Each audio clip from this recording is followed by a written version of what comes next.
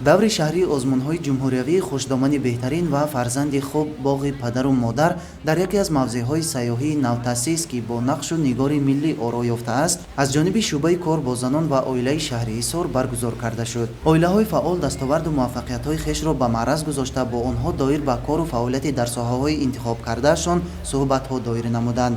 Ин тадбир бо мақсади иҷрои барномаи рушди оила дар ҷумҳурии Тоҷикистон барои солҳои 2024-2028 вобаста ба масъалаҳои оиладорӣ ва тарбияи дурусти фарзандон роҳандозӣ карда мешавад. Қайд гардид ки нақши хушдоман дар оила ҳамчун танзимкунандаи низоми зиндагӣ, таҳкимбахшандаи масъулияти навхонадорон дар маърифати оиладорӣ ва тарбияи фарзандон дар рӯҳияи инсондӯстӣ, ифтихори ватандорӣ, эҳтироми арзишҳои миллӣ басо бузург аст. Аз ин рӯ пойдории оилаҳо аз бисёр ҷиҳат ба муносибати хуби келину хушдоман вобастагии амиқ дорад. Озмунҳои мазкур бо иштироки доираи васеъи оилаҳои намунавӣ ва фарзандони онҳо баргузор гардида, дар аввал тибқи талаботу шартҳои низомнома дар шаҳраку ҷамоатҳо гузаронида шуда, мувофиқи хулосаҳои комиссияи тадорукот ғолибон дар даври шаҳрӣ иштирок намуданд. Дар рафти озмун саҳми оилаҳо дар сарфаю сариштакорӣ, мавқеи хушдоманҳо дар беҳбуд бахшидани рӯзгор, иштироки аҳли хонавода дар корҳои ҷамъиятӣ, ободонии диёр, сафарбар намудани фарзандон ба хизмати модар ватан ва дигар талаботу шартҳои низомномаи таъсис дода шуда